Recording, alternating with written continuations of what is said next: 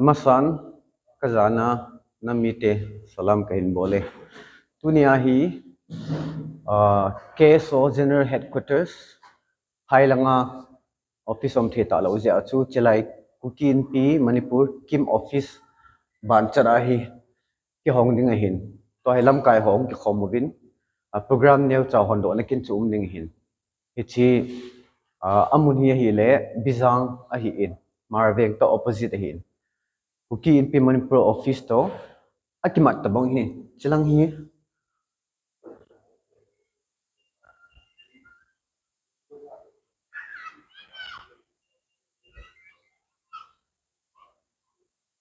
chilang hi kukin pi Manipur office in aban chal ku veleu chun KSO tunia general headquarter office ki honna dis munjoi hitai to program ki panding hitai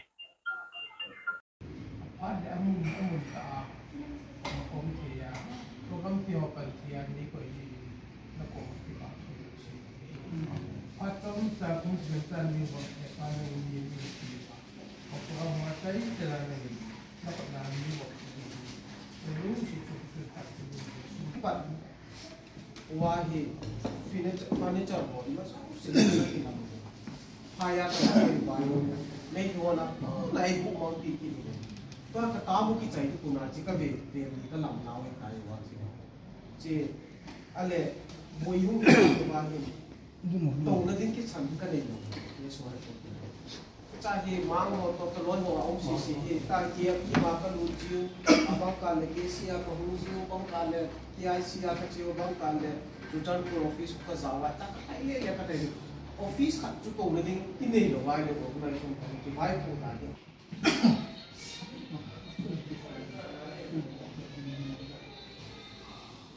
zam ka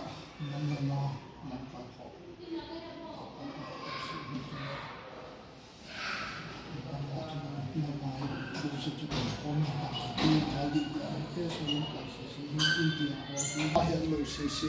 munzo sa imwale abangin la ya mun tina yo pa ko ki moham iti di hi ka ya do na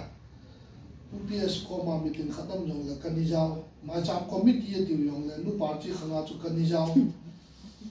ta jong hi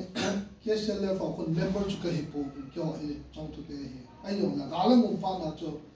ta khana ile khom di we ta hum ti la các cái hình nút kim lệ các hình nút na pa đến amem có làm chairman secretary ho sang ni ha de sao bên bỏ thọ tạ ban cái phong kim cái số kim ông đến ni mu ki di we hin ho lai do sha cho ni mu hi thab kha hi ikam khan lo ni het thim lo wa le ri da na kyong ki khan tin a ki pat ti den student leader den ong ki pat lo ko ma ki chen naga galin ke so hale yung kilejin wan kun ho nung ki ju ji na balin thang pero na kan ko to chukan bu ho mu na jo wa si le cha cha cho ki nung sei dan ten kilo na dung ju ya chu ke le yang mang hi general ko to tu bo nga hi amun ai khat ho su pu ko ma cha na o mon de ti ya chu kan ni chi han la ya chu chu chan pu hu yong chu bi yong ki te lo hin na ma to ko nga cha ko mon na mun hoi lai ha ta mun mi yong la no mi ka ti hona kan up sa na chini bong na ka na ha on chu tu na hi letter head na hi le ko to tu bong ti pa hi kum som thum ma sanga vision pa chu ita hi hu chi I che chu na ni ki ja khai som khat zo in iti ki sei ga ka gam lo mo ko lo ki chen chu I am ho wanted a hun tu khai ka ma sang ai ta hin ka loi pa hi alu chang ami mai ki thei lo le wa ka wa ke hi thal to su tu sa we nei ka te lo se na ki hing do a pa the ni hing ni ngai sa ja chu cha ko na chu ilam pi hum ki khia na bible ki sima ta hi pastor a hum ki pan le ke so naw te hoi ti di hom lam kai tha hoi anu no me na ka le ke so chaplain e thi ve ki pai me nang chu lo a sa min sa lo no sa ka long le bi ta ko nga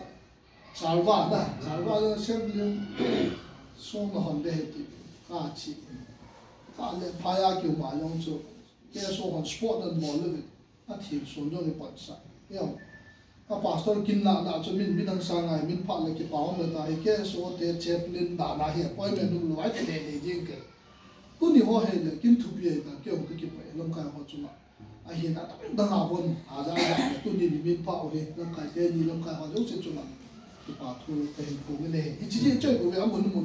nào thì cho nên standing committee cái tí tu tua lại thì giàu là lại cái giàu sao cái bên này cái tí không nhá à thiên mùi là bọn họ tao nó mong đi cả nó phản đối tao nó mong chút tâm sự bên này cái phong chi này cái gì đấy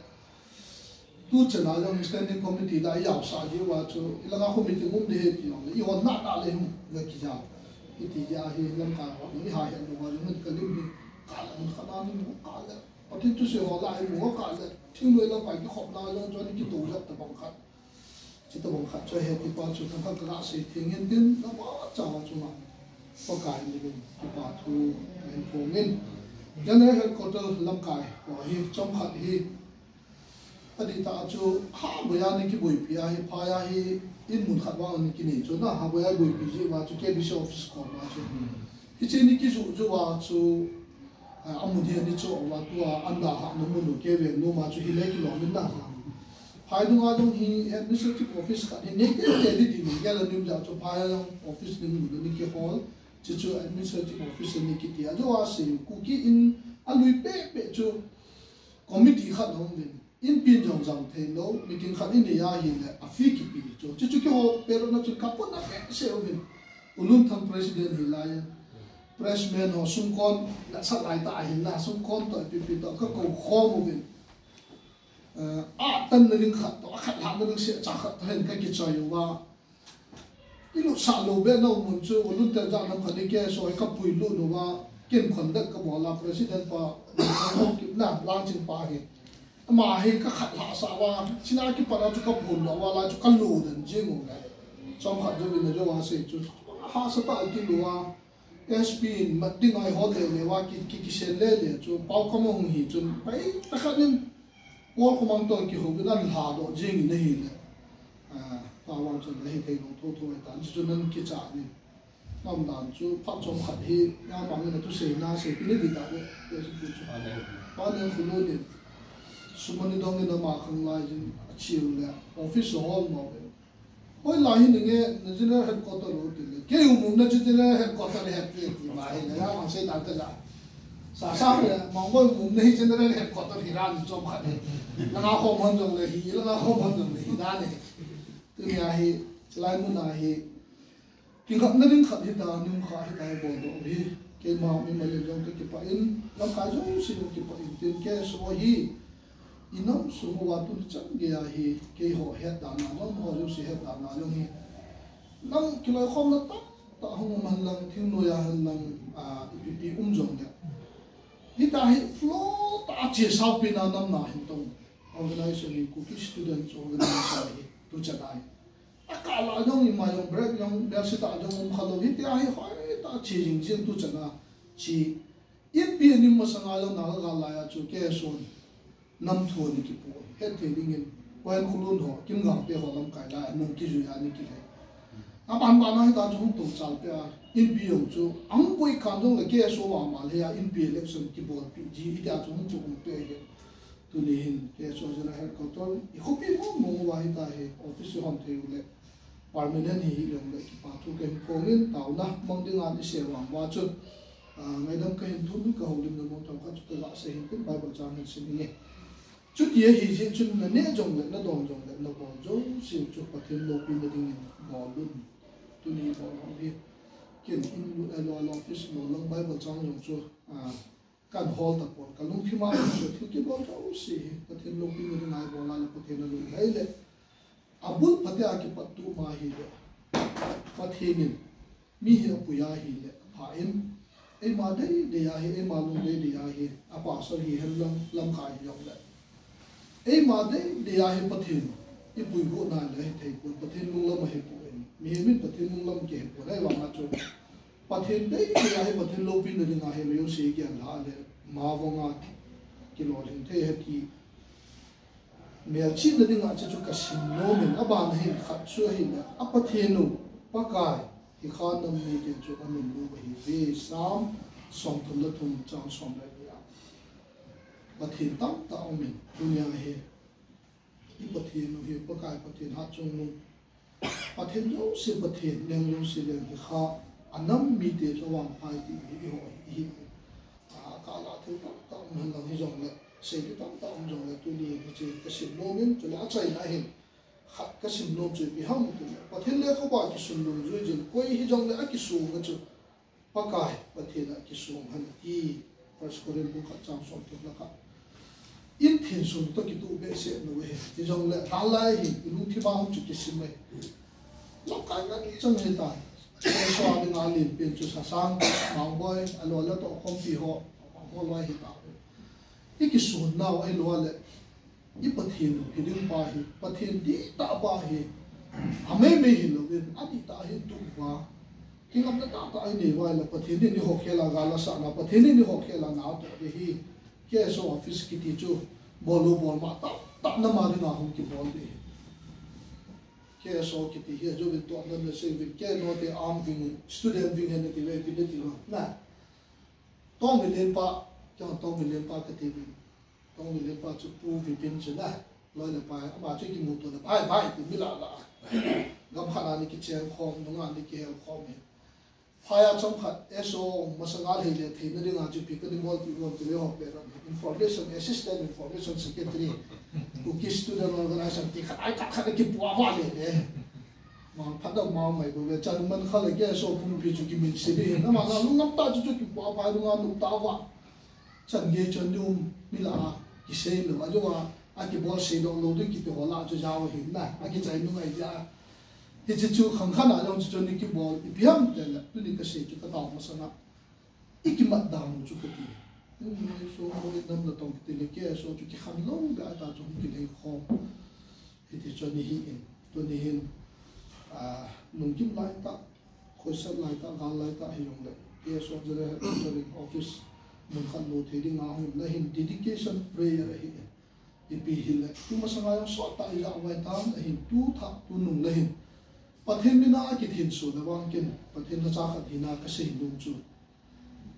taw na ni man sa wa pathen mina I thin su we he le chelai bu na wang chu le sa do na nok nok bol ding wang hi pathen no pontin ken jong pha ka sa po in lam kha yo sin no pa sa po tu ji lam kha hon me chu hi te ni dang in ipp ni ki bol khomai the government in hin a hin la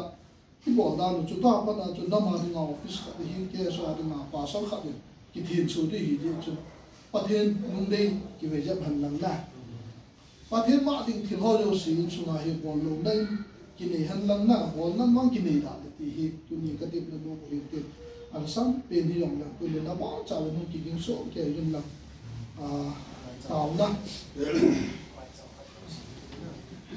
hin nei ka te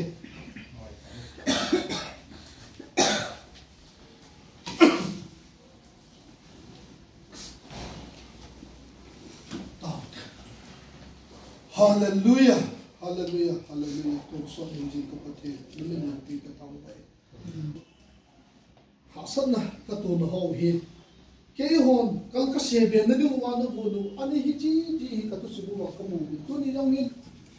Tu ni nang Manipur po pia ding a tu bom chu general headquarters ku ki students organization ding a head office ding a kumsom ni masanga vision lungyala ni kinai chu ata hi so thai lo be khada ni pakai ale kha no min hin tu ni hin nang in pat thai ni bu chun gala hu min mai le to ka ki gal at sam lovin kalum thibo wa ka ni gal mu mang ta bu ma ka ni gelo alo le ka dei sa chu amun he kalum mu